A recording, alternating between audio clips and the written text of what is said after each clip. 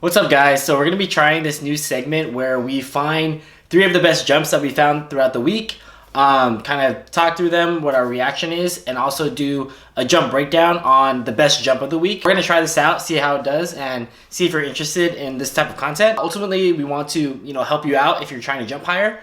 So that's the ultimate goal, and of course, highlight some great athletes in the process. So for those of you that don't know me, my name is Neil Barina. I'm a jump enthusiast.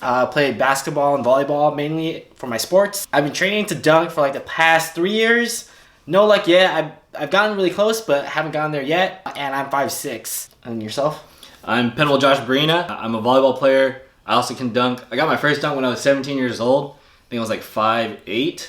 I'm currently 5'9". I'm also a jump enthusiast. Everything that I've done for training has been for jumping.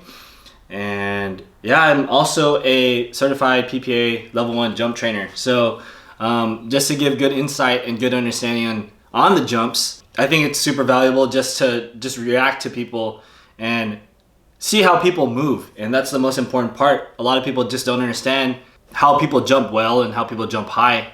And we want to try and provide that information and have value in that as well, but also react to some cool stuff. Yeah. So pretty excited, and hopefully you guys enjoy. All right, let's get into it. Okay, so this first clip we found on Ball's Life, their Instagram channel, and this is like a high schooler who has one hand, and he is one arm. Dang. Yeah, you're right. One arm, not one. Well, one hand too. One arm, and he is balling out. He's tall, but all right, let's just watch the clip. Yeah. Whoa, 360, one arm. Like, he has a lot of body control. That's the jump. That windmill, like, with one arm, I think is pretty impressive. The more impressive thing that I'm seeing right now is that he's like weaving through traffic with one arm and keeping the ball. Like, I can't even do that. I can't even do that. Yeah, this guy's really good. That windmill right there is like, wow. I mean, he either has to palm it or like cuff it. It looks like he's cuffing it, but overall, really, really good athlete. And I'm really impressed in general. I think the main takeaway is that because he only has one arm, his lower body technique has to be really good. So if you have like really sloppy technique with your feet, and you can tell when he's playing basketball, he has really good body control. Because if it's any sloppier, he's going to lose the ball or he's not going to be able to jump well.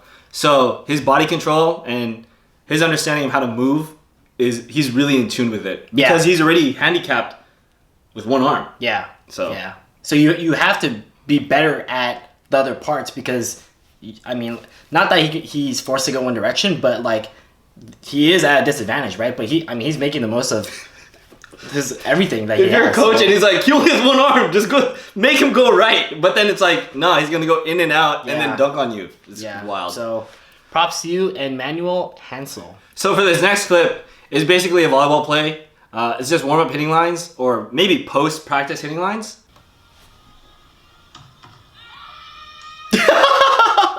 So what do you think of that?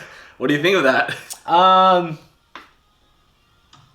Honestly, it's pretty impressive. I think this is like stuff that you would do, like you said, post practice or like maybe before practice, where you're kind of just messing around to see what kind of cool tricks you can do. I mean, it's impressive, like being able to track the ball, time the jump, because he loses sight of the ball for like half a second, right? So you really have to have your timing like to the T. Otherwise, you're not going to be able to. Well, yeah, a lot of people can't even hit a ball like that with a regular approach. Right. And I think the other thing that is cool to see is that if you watch in slow motion, is that obviously he's hitting like a pretty fast tempo, but he's just full committing.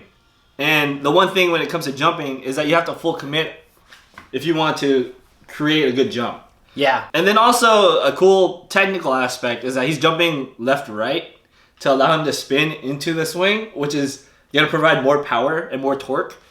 But it's not traditionally how you should be hitting a volleyball. That being said, though, it is crazy impressive, and he gets a pretty good amount of height. On top of that, he's not that tall. Yeah, I don't know if this is men's net. It might not be, but even if it's not, he still gets up. Like, one thing I noticed is his plant is like almost 180 degrees. So look, he's just not even looking at the ball. It's really aggressive.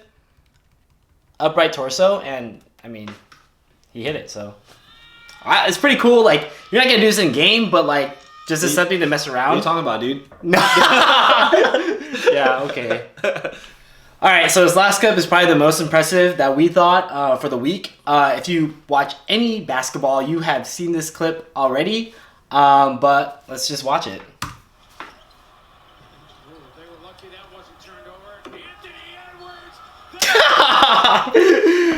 Oh my gosh. Wow. It totally looked like he stepped out, though. Oh my gosh. Oh. Oh, right. it's so close.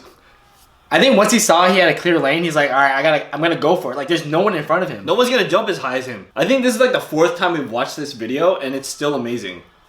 Yeah, his eyes look like they're at the rim. So, wow. Oh, and you just hear the dude. Watanabe got wrecked. I know. My friends are saying he got Brandon Knighted. I mean, this is dunk of the year. It probably will be, even for the rest of the season. So, what are your thoughts from a jump mechanics perspective? One is that when it comes to you being in game, if you're not dialed in for intent, like he knew the moment he had that open lane, he was able to gather speed and just go at the hoop. A lot of people would stutter step. A lot of people would kind of hesitate. And a lot of great jumpers are very confident in how they jump. And he just saw the open lane, really confident, all intent in jumping, and basically he dunked it as if Watanabe wasn't even there. Right. Another thing I liked is that he was very controlled. So you can see here, once he got the ball and he saw an open lane, he lowered his hips. A lot of people would stand straight up, but he lowered his hips, allowing him to flow into his approach or his run. And it allowed him to get into 3-4 steps and boom, in the air. If you keep your hips high, if you stay too tall, and you're gonna take too long to gather your approach and gather speed. And in the sport of basketball, especially in the NBA, if you lose seconds, who knows? Watanabe might have blocked him. Yeah. What do you think? I mean, the main takeaway for me is that, like what you said in the beginning, is like intent. Like, he knew right when he started going at the rim that, like, I'm gonna dunk this ball. There's no second guessing it. And I mean, for me, I'm short, like 5'6". If I want to dunk, I can't half jump, right? I have to give my full like mind and my physical capacity towards that goal. And I mean, he probably doesn't have to do that every time, but in this dunk, like, probably a bunch of adrenaline too. And like, I mean, just watch it. It's like, dude, it's crazy. You're the #1 pick in your rookie class. Yeah. You got to prove to everyone that, you mean business. You're jumping from outside the free throw lines and you're dunking on, like, what, Watanabe is like almost 7 feet tall or something like that. Yeah, so. And he's like 3 feet over him. Yeah. It's crazy. Well, those are the clips for the week. I mean, this is a lot of fun to do. Let us know if you like this type of content and if it's helpful for you, especially if you're trying to jump higher yourself. And if you have any, like, hey, I think this is a cool video, you guys should take a look. Feel free to DM us on Instagram. We'll leave our handles in the description. But do you have anything else? Nah, just it's gonna be fun to see people jump and some crazy things are gonna happen. I like, it's always like SportsCenter top 10 content when someone's getting dunked on or someone's jumping over something. Yeah. I mean, I think the NBA is a lot different now. More people shoot than dunk. Like the Blake Griffin, DeAndre Jordan era is kind of over. But I mean, if it comes back, I'm down. Me too. All right. Well, see you in the next one.